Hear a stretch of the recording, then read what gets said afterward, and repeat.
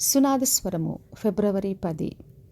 నా తండ్రి అయిన దావీదునకు మాట ఇచ్చి తానే స్వయముగా నెరవేర్చిన ఇశ్రాయేలు దేవుడని యెహోవాకు స్తోత్రము కలుగునుగాక. 2వ దినవృత్తాంతముల గ్రంథము 6వ అధ్యాయము 4వ వచనం. ఈ మాటలు రాజైన సొలొమోను చెప్తున్న మాటలు.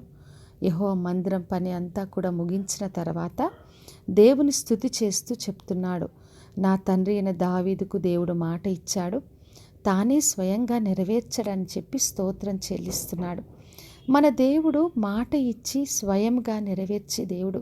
అదే ఈ రోజున బయలుపరుస్తున్నాడు. దేవుడు మనకి ఏ మాట ఇచ్చినా మనల్ని విడువక ఎడబాయక తోడుగా ఉండి ఆ ప్రతి మాటను తానే స్వయంగా నెరవేరుస్తాడు. అందుకే దేవుడు మనకు మందిరం పని అప్పగించిన, సేవా పరిచర్య ఏది అప్పగించినా కూడా మనకు తోడుగా ఉండి ప్రతిదీ కూడా ఆయన నెరవేరుస్తాడు. అందుకే దావీదుకు ఆయన మాట ఇచ్చి నెరవేర్చాడు. దావీదు ఆశపడ్డాడు.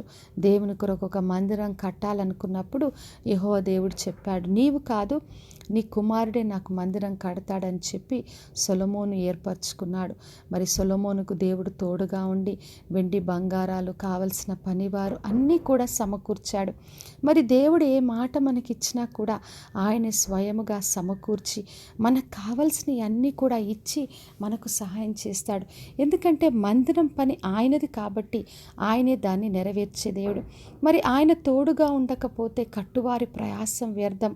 మనం ఎంత ప్రయాసపడ్డా ఎన్ని చేయాలనుకున్నా కూడా అది వ్యర్థమవుతుంది. కాబట్టి దేవుడు ఏ మాట మనకిచ్చినా ఆయన నెరవేరుస్తాడు. కాబట్టి ఆయన చిత్తంలో మనం పని చేయాలని ప్రభు కోరుతున్నాడు.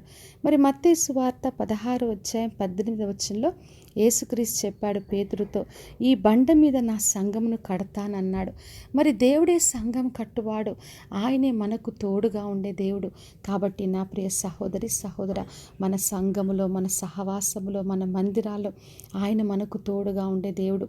ఎవరికి ఏ మాట ఇచ్చినా, ఏ వాగ్దానం ఇచ్చినా అధైర్యపడొద్దు. తప్పక ఆయన దాన్ని నెరవేరుస్తాడు. కాబట్టి విశ్వాసంతో దేవుడు నాకు ఇచ్చిన మాటను తనే స్వయంగా నెరవేరుస్తాడని ఆయనను ఆశ్రయించి ఆయన ద్వారా గొప్ప కార్యాలు పొందుకుందాం. ప్రార్థన చేసుకుందాం. పరలోకమందున్న మా తండ్రి, మా దేవ, ఈరోజు ఇచ్చిన గొప్ప వాగ్దానం కొరకే వందనాలు తండ్రి. వినిచిన ప్రతి ఒక్కరిని దీవించండి. వారి సంఘంలోని, వారి సహవాసములు, వారి సేవా పరిచర్య అంతా దీవించండి.